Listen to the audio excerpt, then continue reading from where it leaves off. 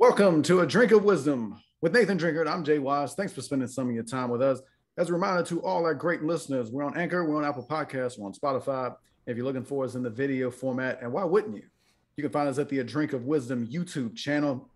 Drink, fantastic to be back with you. Hey, look, like you said, Jay, why wouldn't you look us up? Why wouldn't you give us a shot? You know what I'm saying? But with that said, man, how everything with you? It's going well, man. Going well. Thought I was, caught up in some nonsense earlier this week, but we got it straightened out and we're back to the grind. Hey, we're a no nonsense zone. So with that said, we're gonna go ahead and get this ready because you know what we gonna do. We're gonna see what they don't. We're gonna say what they want. It's almost dinner time. Set your plates. And last but not least, let's talk some sports, baby. Let's roll. All right, episode 69. Which NBA player do you want in a do or die game 7? We'll give you our picks, plus the college football preseason poll, the coaches poll that is out. And how about a baseball mascot? Never thought we'd do it, but we have baseball mascot news. We'll break it down for you later. We'll begin with the Los Angeles Lakers, and we're going to go back to what they've done this offseason. They've done a lot. They've lost, I think, more than about half the team. They made a big trade for Russell Westbrook. Carmelo Anthony has joined the fray. Dwight Howard's back in town.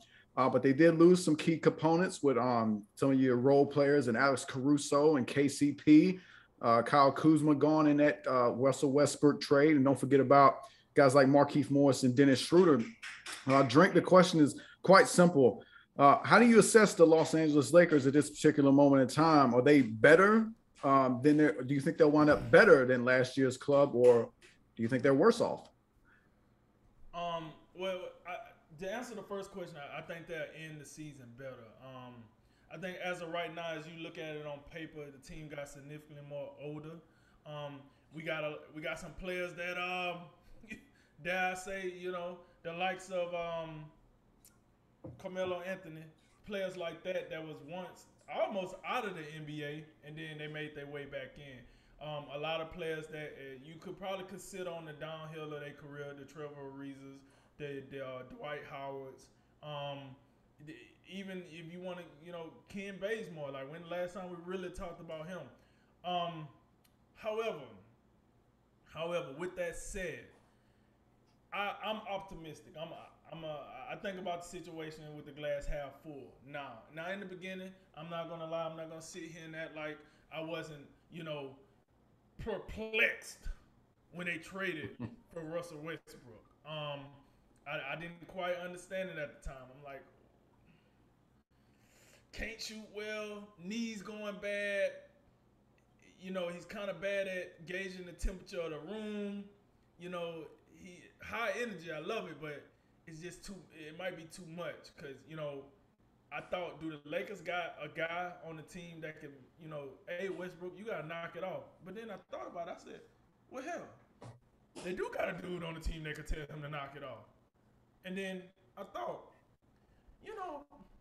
last year Westbrook, he averaged a triple double with the Wizards. And, I know it's the Wizards. I ain't gonna be talking like the Wizards, something, too crazy, but it's the Wizards. And it's still an NBA team, and he still played the NBA season, and he averaged a triple double. So it got me to thinking.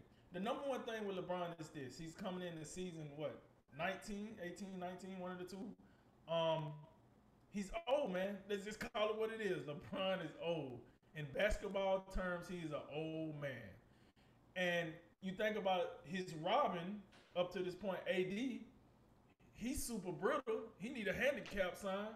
So why not go out and get a guy? Okay, let me ask you this. What makes a player legendary in today's NBA? It's championships.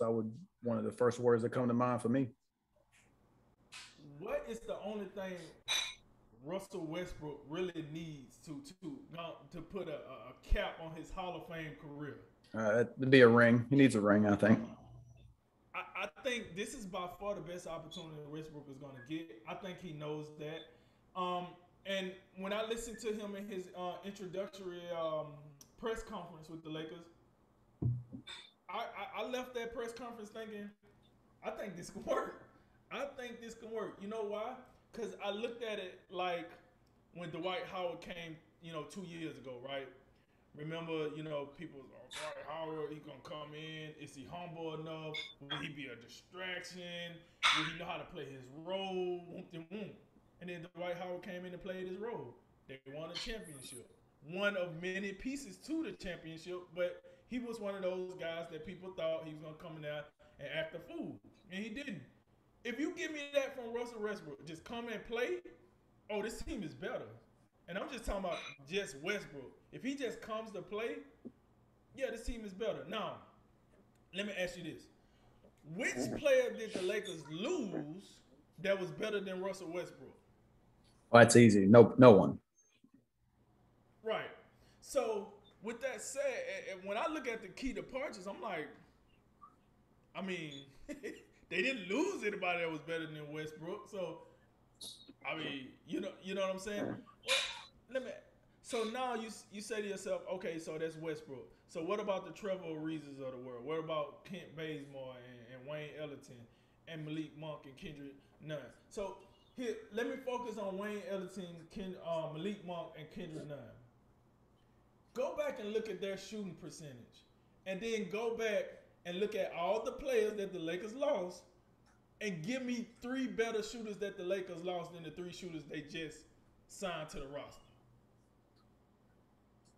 I can't. I don't think I can. So I'm not going to bother. So when you start breaking this, when you start minimizing it a little bit, so you take it from the overall picture and you start breaking it down into little boxes. Yes, the Lakers got older, but they still upgraded in those areas. You know what I'm saying? Like, yes, Westbrook is older than Caruso, and he's older than Dennis Schroeder. I got that. But he's better than both of those. He's more experienced than both of those. He done more than both of those guys. So when you tell me the team got older, I can tell you the team got more experience and better if you really want to talk about it. Because let's be real here. From what I've seen out of Schroeder and from what I know about Caruso, I like Caruso a lot. But put both of them together, they ain't adding up to no Westbrook. Let's keep it real. They ain't adding up to no Westbrook. They're just not. And then when you say, oh, well, they gave away, not gave away. They traded away Kyle Kuzma. He was a cornerstone of what? What was Kyle Kuzma? A cornerstone of what? He got a ring. The corner. Right. The cornerstone of the corner. Yeah, you're right. But what in the hell is he going to complain about? He got a ring. Let's be real here. Any one of those guys that would have got left out of that Anthony Davis deal would have been happy to be the one left out of the Anthony Davis deal.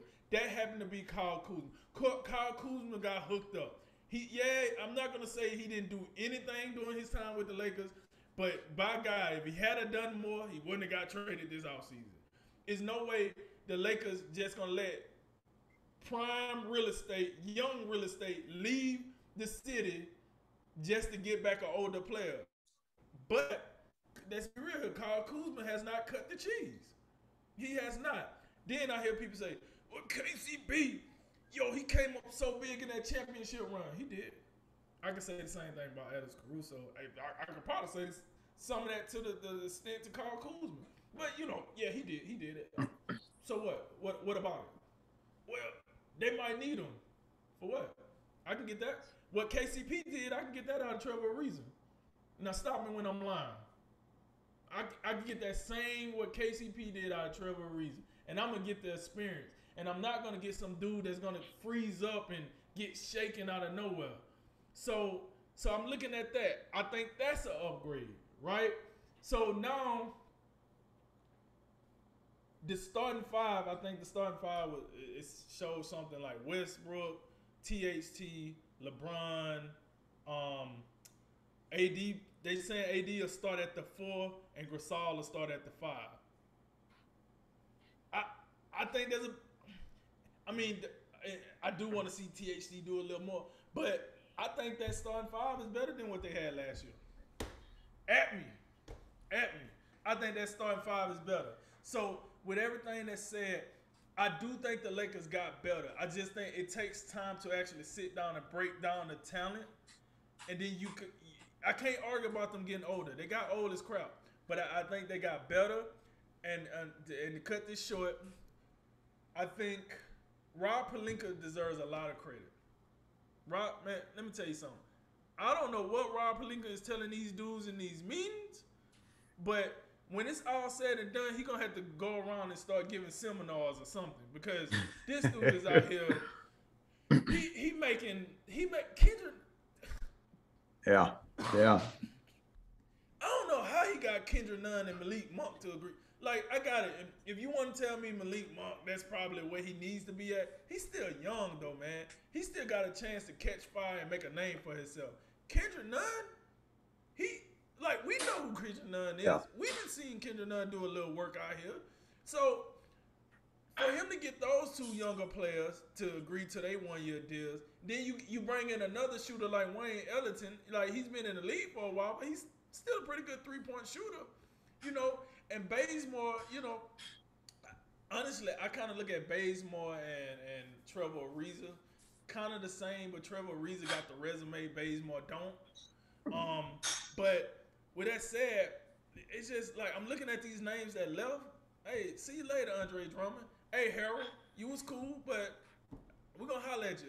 McLemore, Morris, you know what I'm saying? Like, the only two dudes that left, and honestly, I take that back. The only one guy, is Alex Caruso. He's the only one that left, and I was kind of like, I don't know about that one, man. I think they should have kept Caruso. But now, when they get done doing free agency, I'm like, yeah, man, you know, Caruso, man, he was good to go, man. But, you know, he got the bag. He going to do his thing. You know, much luck to him. So, with everything said, man, I think the Lakers are better. Now, we do need to see them play. But I do think if it's one player that can get them all together and make them work, it's LeBron, right? So with that said, I think the Lakers better, man. And if I got to go out on a limb, and if I had to bet everything right now, I would say this team is better than last year. And if they stay healthy, right? If they stay healthy, this is definitely an NBA Finals team. Because let me go and make this clear before we get off this subject. What Western Conference team made a better roster to compete with this Lakers team if they stay healthy? And I'm gonna end on that note. Over to you, Jay. Yeah, I won't go in that. I won't go in that direction. I am going to say I think I want to give you an important level of nuance here to this subject, because the Lakers, obviously the season ended prematurely because of injuries. I think we both agree on that. So when I'm thinking about will they be better about last year, I'm thinking about a team that I thought the Lakers with AD healthy, because remember they was up 2-1 against Phoenix in the first round. If AD stays healthy, their Western Conference Finals at minimum, and I think likely they get to NBA Finals. So I'm almost thinking like if the argument is, yeah, they're not going to get bounced in the first round. I think that's true. I think I would agree with that. I don't think a team with this much talent, especially this new big three that they have, which I think is the best three players in basketball. I think it's better than what Brooklyn accumulated last year. So if you're saying they're going to make it past first round, got it. I think so. But I still view last year's Laker team as a team that likely deserved to be in the NBA Finals. I think they were good enough. And I don't think, especially when you look around at, you know, kind of how the Clippers was struggling at times. The Nuggets just, you know, Jamal Murray not healthy, that type of thing. I think the Lakers, before AD got hurt, were poised to make a run back to the finals. So when I think about that, when I think at it in that light, I'm less sold on this team getting back to the finals, and it's for a couple reasons. One of them is definitely age.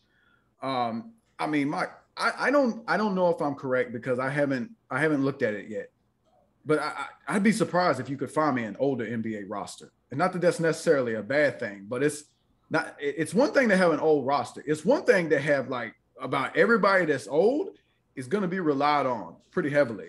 Carmelo at 37, LeBron at 36, Gasol at 36, Ariza 36, Dwight Howard 35, Ellington 33, Westbrook 32. Those are all key guys, and they're all not your whole big three, but LeBron, obviously at an advanced age, year 18, is it going to be 19, whatever it is. Westbrook, you gotta believe his game is not going to age particularly well. And then of course, AD still, in the prime of his life, but he just, we know the book on AD. And I think in the end, if it comes down really simple, it's gonna be determined on AD's health. I think you can make an argument that the Lakers have a title with AD because he was healthy. If he's not healthy during the bubble run, I don't think they don't win that title. True, facts. I do, but with that said, on that point you just made, I think this team can win more games with a banged up AD with this current roster, than they could have in the past two teams. Without I think that's fair. Is better constricted. I think that's fair. And obviously the most easy point is when you add Russell Westbrook to this team, that I obviously think in the end they will be better. And I definitely think the way I see the Lakers this year is like they're so new. I mean, we was going through before the show and we was talking, man, who they even got? Like, I know they got LeBron and AD, but who coming back? So we know they signed THT to, that whatever deal he got. And I like THT, and he showed a lot of promise last year. But you know how I feel about Marc Gasol. Like, really, like we're looking at him as like starter material. Like, I'm like, come on, put Dwight Howard in. Let's see if he can, give me some heavy minutes. But I'm not enamored with the 3-point shooting 5 first. Oh my Lord. Okay. All right. But I ain't been loving Gasol for quite a while now. But then you look at the age. Like you might have to look at this team and make sure if the AARP memberships are valid. I mean, that's the type of age we're talking about. Now, I do like the young moves that they made, bringing back THT. Malik Monk, he didn't really pop for you in Charlotte, but maybe this is the change of scenery he needs. But he seemed like the dude when I remember him in his Kentucky days, because it was him and De'Aaron Fox, and what a fun backcourt to watch back then in Kentucky. He seemed like a guy that like would thrive under the bright light. So I'm kind of interested to see how he does. But obviously, I think the Kendrick Nunn signing is a great one. And we saw what he could do with Miami. We saw how he just came out the gate blazing with the Miami Heat. And don't forget about that group of three just young guns they had with Kendrick Nunn, Tyler Hero, and Duncan Robinson. I think you can make an argument that the Lakers got the best one, and it really is kind of remarkable. Like with a team that is going, so many veterans that they got. And it's like, man, what they get? They got any young people? Because like it's just, man, they over here with the nursing home of players, So, but they got I think Kendrick Nunn is going to be really important to this team. And the way I see the Lakers this year, I think they're going to have some growing pains early on. It's just, I'm looking at them and I'm saying, it's hard to believe that you could really only have 4 players from last year's team, assuming they don't bring back a Wes Matthews or another guy like that. But assuming that's all they're going to bring back, that seems just like too many dudes to bring back to like incorporate and be like humming, really early in the season.